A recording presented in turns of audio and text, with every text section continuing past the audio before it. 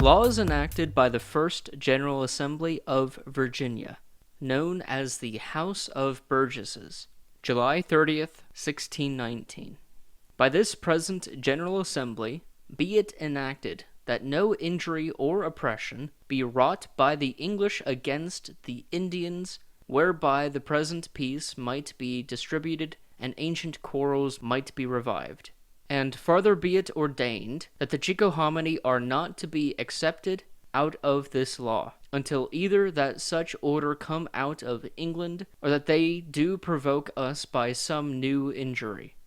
Against idleness, gaming, drunkenness, and excesses in apparel the Assembly has enacted as follows. First, in detestation of idlers, be it enacted that if any man be found to live as an idler or renegade, though a freed man, it shall be lawful for that incorporation or plantation to which he belongs to appoint him a master to serve for wages, till he shows apparent signs of amendment. Against gaming at dice and cards be it ordained by this present assembly that the winner or winners shall lose all his or their winnings, and both winners and losers shall forfeit 10 shillings a man, 10 shillings whereof to go to the discoverer, and the rest to charitable and pious uses in the incorporation where the faults are committed. Against drunkenness be it also decreed that if any private persons be found culpable thereof for the first time, he is to be reproved privately by the minister, the second time publicly, the third time to lie in bolts 12 hours in the house of the provost marshal, and to pay his fees. And if he is still continue in that vice, to undergo such severe punishment as the governor and council of a state shall think fit to be inflicted on him. But if any officer offend in this crime, the first time he shall receive a reproof from the governor, the second time he shall openly be reproved in the church by the minister, and the third time he shall first be committed and then degraded, provided it be understood that the governor has always power to restore him when he shall, in his discretion, think fit. Against excess of apparel, that every man be assessed in the church for all public contributions, if he be unmarried according to his own apparel, if he be married according to his own and his wife's, or either of their apparel. As touching the instruction of drawing some of the better disposed of the Indians to converse with our people, and to live and labor among them, the assembly who know well their dispositions think it fit to enjoin, at least to counsel those of the colony neither utterly to reject them, nor yet to draw them to come in, but in case they will of themselves come voluntarily to places well peopled, they're to do service in killing of deer, fishing, beating corn, and other works, that then 5 or 6 may be admitted into every such place, and no more, and that with the consent of the governor, provided that good guard in the night be kept upon them, for generally, though some among many may prove good, they are a most treacherous people, and quickly gone when they have done a villainy. And it were fit a house were built for them to lodge in part by themselves, and lone inhabitants by no means to entertain them. Be it enacted by this present assembly that for laying a surer foundation of the conversion of the Indians to Christian religion, each town, city, borough, and particular plantation do obtain unto themselves by just means a certain number of the natives' children to be educated by them in true religion and civil course of life, of which children the most towardly boys in wit and graces of nature to be brought up by them in the first elements of literature, so as to be fitted for the college intended for them, that from thence they may be sent to that work of conversion. As touching the business of planting corn, this present assembly does ordain that, year by year, all and every householder and householders have in store for every servant he or they shall keep, also for his or their own persons, whether they have any servants or no, 1 spare barrel of corn to be delivered out yearly upon sale or exchange, as need shall require, for the neglect of which duty shall be subject to the censor of the governor and the council of estate, provided always that for the first year of every new man this law shall not be in force. About the plantation of mulberry trees, be it enacted that every man, as he is seated upon his division does, for 7 years together, every year plant and maintain in growth 6 mulberry trees, and at least and as many more as he shall think convenient, and as his virtue and industry shall move him to plant, and that all such persons as shall neglect the yearly planting and maintaining of that small proportion shall be subject to the censor of the governor and the council of estate. Be it further enacted as concerning silk flax, that those men that are upon their division or settled habitation do this next year plant and dress 100 plants, which being found a commodity may farther be increased. And whosoever do fail in the performance of this shall be subject to the punishment of the governor and council of estate. For hemp also, both English and Indian, and for the English flax and aniseeds, we do require and enjoin all households of this colony that have any of those seeds to make trial thereof the next season. Moreover, be it enacted by this present assembly that every householder does yearly plant and maintain 10 vines, until they have attained to the art and experience of dressing a vineyard, either by their own industry or by the instruction of some vingarian, and that upon what penalty soever the governor and council of estate shall think fit to impose upon the neglectors of this act. Be it also enacted that all necessary tradesmen, or so many as need shall require, such as are come over since the departure of Sir Thomas Dale, or that shall hereafter come, shall work at their trades for any other man, each one being paid according to the quality of his trade and work to be estimated, if he shall not be contented by the governor and officers of the place where he works. Be it further ordained by this General Assembly, and we do by these presents enact, that all contracts made in England between the owners of land and their tenants and servants, which they shall send hither may be caused to be duly performed, and that the offenders be punished as the governor and council of estate shall think just and convenient. Be it established also by this present assembly, that no crafty or advantageous means be suffered to be put in practice for the enticing away of the tenants and servants of any particular plantation from the place where they are seated, and that it shall be the duty of the governor and council of estate most severely to punish both the seducers and the seduced, and to return these latter into their former places. Be it further enacted that the orders for the magazine lately made be exactly kept, and that the magazine be preserved from wrong and sinister practices, and that, according to the orders of court in England, all tobacco and sassafras be brought by the planters to the Cape merchant till such time as all the goods now or heretofore sent for the magazine be taken off their hands at the prices agreed upon, that by this means the same going for England into one hand, the price thereof may be upheld the better, and to the end that all the whole colony may take notice of the last order of court made in England, and all those whom it concerns may know how to observe it. We hold it fit to publish it here for a law among the rest of our laws, the which orders is as follows. Upon the 26th of October, 1618, it was ordered that the magazine should continue during the term formerly prefixed, and that the certain abuses now complained of should be reformed, and that for preventing of all impositions, save the allowance of 25 in the 100 profit the governor shall have an invoice, as well as the Cape merchant,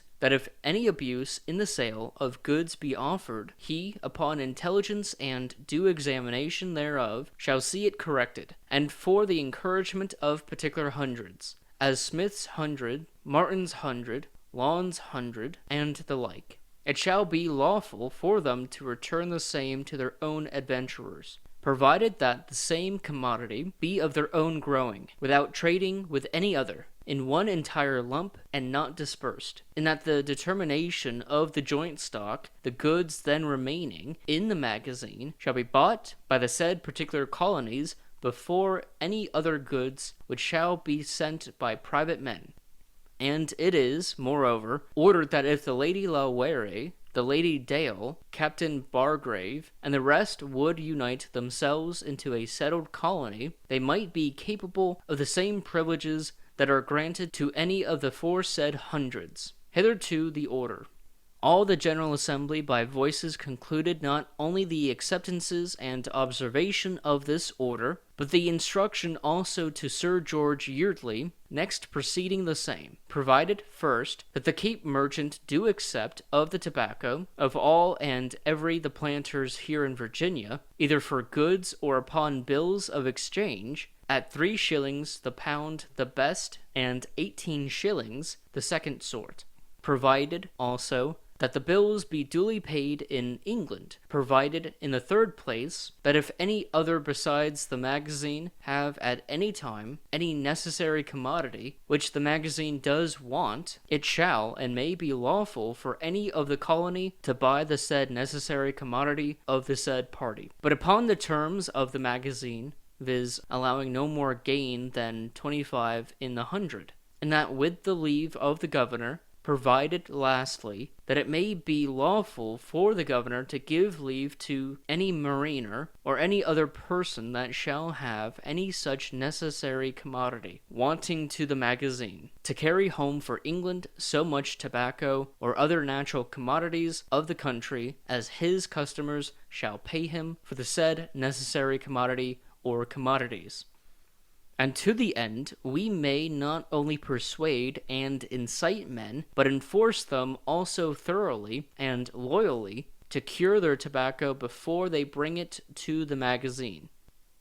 Be it enacted, and by these presents we do enact, that if upon the judgment of 4 sufficient men of any corporation where the magazine shall reside, having first taken their oaths to give true sentence, 2 whereof to be chosen by the Cape merchant, and 2 by the incorporation, any tobacco whatsoever, shall not prove vendible at the second price, that it shall there immediately be burned before the owner's face. It shall be free for every man to trade with the Indians, servants only excepted, upon pain of whipping, unless the master redeem it off with the payment of an angle, 1/4 part whereof to go to the provost marshal, 1/4 part to the discoverer, and the other moiety to the public uses of the incorporation where he dwells. That no man do sell or give any Indians any piece, shot, or powder, or any other arms offensive or defensive, upon pain of being held a traitor to the colony, and of being hanged as soon as the fact is proved, without all redemption. That no man do sell or give any of the greater house to the Indians, or any English dog of quality, as a mastiff, greyhound, bloodhound, land or water spaniel, or any other dog or bitch whatsoever, of the English race, upon pain of forfeiting 5 pounds sterling to the public uses of the incorporation where he dwells. That no man may go above 20 miles from his dwelling place, nor upon any voyage whatsoever shall be absent from thence for the space of 7 days together, without first having made the governor or commander of the same place acquainted therewith, upon pain of paying 20 shillings to the public uses for the same incorporation where the party delinquent dwells. That no man shall purposely go to any Indian towns, habitation, or places of resort without leave from the governor or commander of that place where he lives, upon pain of paying 40 shillings to public uses as aforesaid. That no man living in this colony, but shall between this and the 1st of January next ensuing come, or send to the Secretary of State to enter his own and all his servants' names, and for what term or upon what conditions they are to serve, upon penalty of paying 40 shillings to the said Secretary of State.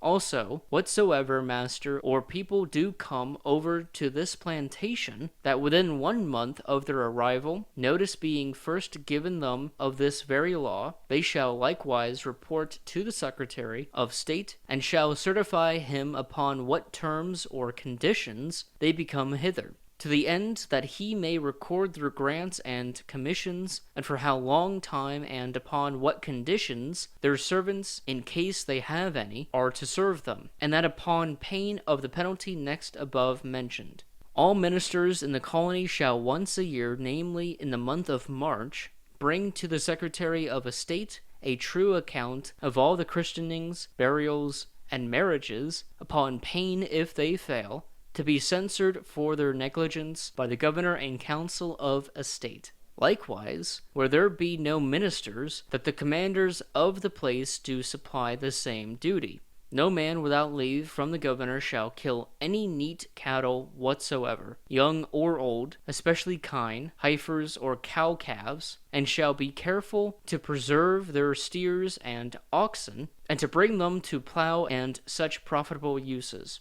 And without having obtained leave, as aforesaid, shall not kill them upon penalty of forfeiting the value of the beast so killed. Whosoever shall take any of his neighbor's boats, oars, or canoes, without leave from the owner shall be held and esteemed as a felon, and so proceeded against. Also, he that shall take away by violence or steals any canoes or other things from the Indians shall make valuable restitution to the said Indians, and shall forfeit, if he be a freeholder, 5 pounds, if a servant 40 shillings, or endure a whipping. And anything under the value of 13 pence shall be accounted petty larceny. All ministers shall duly read divine service and exercise their ministerial function according to the ecclesiastical laws and orders of the Church of England, and every Sunday in the afternoon shall chastise such as are not yet ripe to come to the communion, and whosoever of them be found negligent or faulty in this kind shall be subject to the censure of the governor and council of estate. The ministers and church wardens shall seek to prevent an ungodly disorder, the committers whereof, if, upon good admonitions and mild reproof, they will not forbear the said scandalous offenses, as suspicions of whoredoms, dishonest company keeping with women, and such like, they are to be presented and punished accordingly. If any person, after 2 warnings, does not amend his or her life in point of evident suspicion of incontinency or of the commission of any other enormous sins, that then he or she be presented by the church wardens and suspended for a time from the church by the minister, in which interim, if the same person do not amend and humbly submit him or herself to the church, he is then fully to be excommunicated, and soon after a writ or warrant to be sent from the governor for the apprehending of his person and seizing all his goods, provided always that all the ministers do meet once a quarter, namely at the feast of St. Michael the Archangel, of the Nativity of our Savior, of the Annunciation of the Blessed Virgin, and about midsummer at James City or any other place where the governor shall reside, to determine whom it is fit to excommunicate, and that they first present their opinion to the governor ere they proceed to the act of excommunication. For reformation of swearing, every freeman and master of a family, after thrice admonition, shall give 5 shillings of the value upon present demand to the use of the church where he dwells. And every servant, after the like admonition, except his master discharge the fine, shall be subject to whipping, provided that the payment of the fine notwithstanding, the said servant shall acknowledge his fault publicly in the church. No man whatsoever coming by water from above, as from Henrico, Charles City, or any place from the westward of James City, and being bound for Cacauton, or any other part of this side of the same, shall presume to pass by either by day or by night, without touching first here at James City, to know whether the governor will command him any service, and the like shall they perform that come from cacautinward, or from any place between this and that to go upward, upon pain of forfeiting 10 pounds sterling a time to the governor, provided that if a servant having had instructions from his master to observe his service does, notwithstanding, transgress the same, and that when the said servant shall be punished at the governor's discretion, otherwise that the master himself shall undergo the aforesaid penalty. No man shall trade into the bay, either in shallop, pinnace, or ship without the governor's license, and without putting in security that neither himself nor his company shall force or wrong the Indians, upon pain that doing otherwise they shall be censured at their return by the governor and council of estate. All persons whatsoever, upon Sabbath days, shall frequent divine service and sermons both forenoon and afternoon, and all such as bear arms shall bring their pieces, swords, and powder, and shot. And every one that shall transgress this law shall forfeit 3 shillings a time to the use of the church, all lawful and necessary impediments excepted. If a servant in this case shall wilfully neglect his master's command, he shall suffer bodily punishment. No maid or woman servant, either now resident in the colony or hereafter to come, shall contract herself in marriage without either the consent of her parents, or her master, or masters, or of the magistrate, and minister of the place both together. And whatsoever minister shall marry or contract any such persons without some of the aforesaid consents, shall be subject to the severe censure of the governor and council of estate.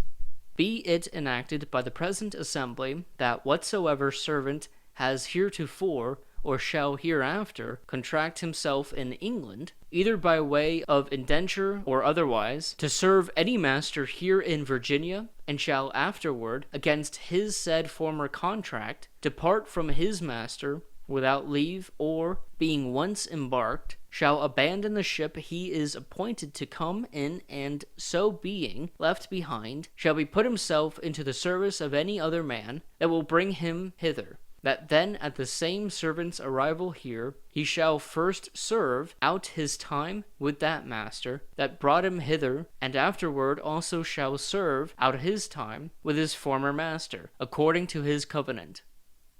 Thank you for listening to the first laws enacted by the First General Assembly of the House of Burgesses of Virginia. The House of Burgesses was the first institution that was somewhat democratic in British America. In about 30 years after this, it will evolve to a bicameral institution with 2 houses, and this bicameral legislature will, of course, have an influence of the design of the government in the Constitution. Thank you for listening, and see you next time.